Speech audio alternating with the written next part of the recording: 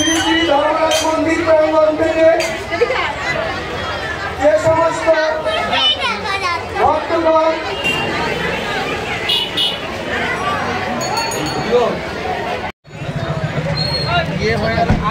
Hello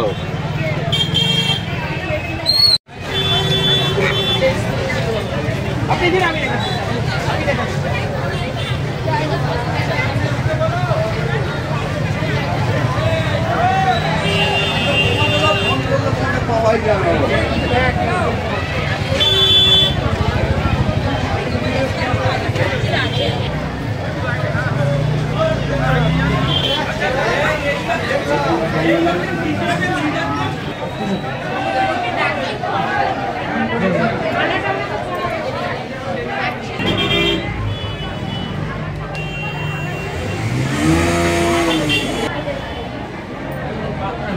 ঘোষণা করতে বলতে মহারাজের সে মাইকটা এটা তো ঘোষণা করে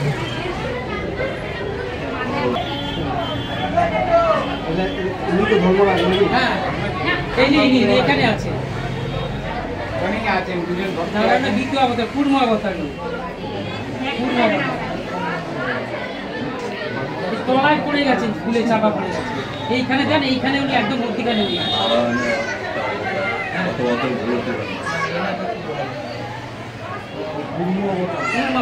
দ্বিতীয় অবতার হ্যাঁ এইটা কষ্ট আসছে আমি মঞ্চ আহ্বান করছি শ্রদ্ধেয়া মানোয়ারা বিবি মহাশয় সুকান্ত ভট্টাচার্য মহাশয়, আপনি মঞ্চে আসবেন। আমাদের মধ্যে উপস্থিত হয়েছেন মাননীয় পুরপ্রধান মধ্যমগ্রাম পুরসভার শ্রী নিমাই ঘোষ মহাশয়, তাকে মঞ্চে স্বাগতম জানাই। আমাদের মঞ্চে ইতিমধ্যেই উপস্থিত রয়েছেন ইফতিকার উদ্দিন আহমেদ মহাশয়। আমরা সাকিব আহমেদকে মঞ্চে আহ্বান করছি। আমাদের মন্দিরের প্রধান সেবায় সুকান্ত ভট্টাচার্য মহাশয়কে আমি মঞ্চে আহ্বান করি। সম্পাদক শ্রীমৎ অনুরোধ করব এটি করতালি এবং উলুধ্বনির মধ্যে দিয়ে এই সমস্ত অনুষ্ঠানটির মাহাত্ম্য বৃদ্ধি করার জন্য করতালি সকলে।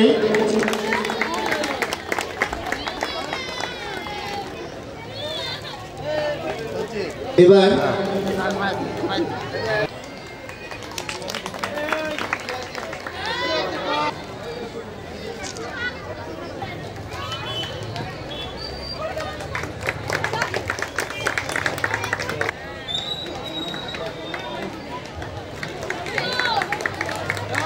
ঘোষ মহাশয়কে অনুরোধ করবে একটু আসার জন্য।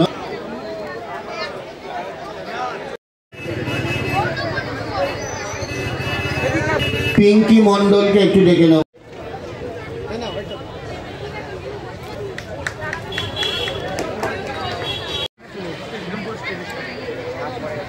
সকলের কাছে অনুরোধ করছি, আমরা বরণ করে নিচ্ছি আমাদের। এবার আমি অনুরোধ করব আমাদের মধ্য বহু বছর ধরে এই মন্দিরে বাবা প্রতিষ্ঠিত হয়ে রয়েছেন।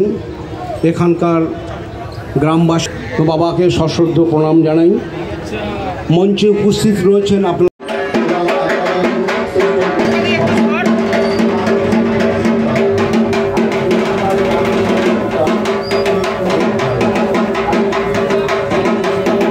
প্রথমেই রাস পূর্ণিমার প্রীতি শুভেচ্ছা এবং আন্তরিক অভিনন্দন, সেই সঙ্গে কার্তিক পুজোর প্রীতি শুভেচ্ছা এবং আন্তরিক অভিনন্দন জানাই। মন্ত্রীমশাই বিগত বছরেও এসেছিলেন এবং উনি খুব প্রশংসা করে গেছেন আমাদের পুজোর। এই পুজোর 402 বছর এবছরে আপনারা মোটামুটি ভক্ত সমাগম থেকে বুঝতেই পেরেছেন যে আমাদের এই বাবা অতি জাগ্রত বাবা। এখানে যে যার মানসিক চাহিদা থাকে বা প্রার্থনা করে থাকেন, মানত করে থাকেন, বাবা সেগুলো পূরণ করে থাকেন। সেই উপলক্ষে প্রচুর ভক্তের সমাগম প্রত্যেক বছরই আমাদের এখানে হয় এবং উত্তরোত্তর এটা বৃদ্ধি পাচ্ছে। এবং আপনারা এই সঙ্গে এটাও লক্ষ্য করে দেখেছেন আমাদের এখানে একটা বালক ভোজনের বন্দোবস্ত হয়, যেখানে সকাল থেকে খাওয়া দাওয়া শুরু হয়। প্রায় 10 থেকে 15,000 লোক এখানে ভোগ গ্রহণ করেন এবং নিজেদের যার যেরকম ইচ্ছা সে সেরকম ভগবানের উদ্দেশ্যে বাবা ধর্মরাজের নামে তারা তাদের অনুদান দিয়ে থাকেন। সকাল থেকে মানে মহিলারা হলুদ শাড়ি পরে স্নান যাত্রা করলেন, মানে এটা কি প্রথম থেকে এই এই নিয়মেই উপাচার করতে হয়? বিগত স্নান যাত্রাটা 402 বছর ধরেই হচ্ছে, এটা আমাদের পুজোর ঐতিহ্য। তো বিগত কয়েক বছর ধরে আমরা এটাকে একটা বর্ণাঢ্য শোভাযাত্রার মাধ্যমে পরিচালিত করার চেষ্টা করেছি। আমাদের স্নানযাত্রা অ্যাকচুয়ালি ছিল গতকালকে, যেখানে মহিলারা স্বতঃস্ফূর্তভাবে অংশগ্রহণ করেছিলেন, হলুদ শাড়ি পরিহিত হয়ে তারা স্নানযাত্রায় অংশগ্রহণ করেছিলেন। বহু পুরনো এই পুজো মানুষের কাছে যেমন একটা ঐতিহ্য এবং উন্মাদনা উত্তরোত্তর এই পুজো বৃদ্ধি পাচ্ছে মানুষের, কি আছে এখানে? সবার উপরে বলবো যে আমার একটাই কথা, বাবা ধর্মরাজের অসীম কৃপা অসীম আশীর্বাদ, যে দিনের পর দিন মানুষ এই পুজোর সঙ্গে নিজেরাই যুক্ত হচ্ছে এবং আগামী দিনে আশা করি বা আমরা সবাই এটা চিন্তাভাবনা করি, কারণ ধর্মরাজ হচ্ছে আমাদের গর্ব, আমাদের আশা, আমাদের অহংকার। ধর্মরাজ আমাদের সবাইয়ের, ধর্মরাজ আমাদের প্রাণের, ধর্মরাজ আমাদের অন্তরের। সুতরাং আগামী দিনে ধর্মরাজের এই পুজোয় হাজার নয় লাখে লাখে দর্শক আসবে বা ভক্তরা আসবে, তারা ভোগ গ্রহণ করবে, এই পুজোতে অংশগ্রহণ করবে, এই আশা আমি সর্বসময়ের জন্যই রাখি এবং এই প্রার্থনা বাবা ধর্মরাজের কাছে আমি সবসময় করি। এই ধর্মরাজ পুজোর মাধ্যমে সাম্প্রদায়িক সম্প্রীতির বাতাবরণ যেন বজায় থাকে। এই জোজরা গ্রাম তথা আমাদের, আপনারা হয়তো শুনেছেন, মহারাজ এর আগে রামকৃষ্ণ মিশনের মহারাজ বলে গেছেন যে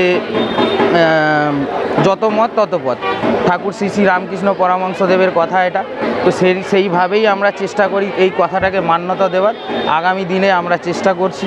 আপনারা হয়তো ইতিপূর্বেই একটা জিনিস জানেন যে আমাদের এই পুজোটা হয় 7টা গ্রামে ভিক্ষা করে, ভিক্ষার মাধ্যমে এই পুজো হয়। এখানে কোনো চাঁদা বা অন্য কোনো ব্যাপার নেই, সম্পূর্ণটা অনুদান, যার যেরকম ইচ্ছা। 7টা গ্রামের লোকেরা তো আসেই, উত্তরোত্তর অন্যান্য জায়গার, অন্যান্য এলাকার, অন্যান্য জেলার লোকেরাও এখানে আসছে। ধর্মরাজ পুজোর শ্রীবৃদ্ধি দিন দিন বৃদ্ধি পাচ্ছে। আমার নাম বাপ্পা নন্দী, সমাজকর্মী একজন।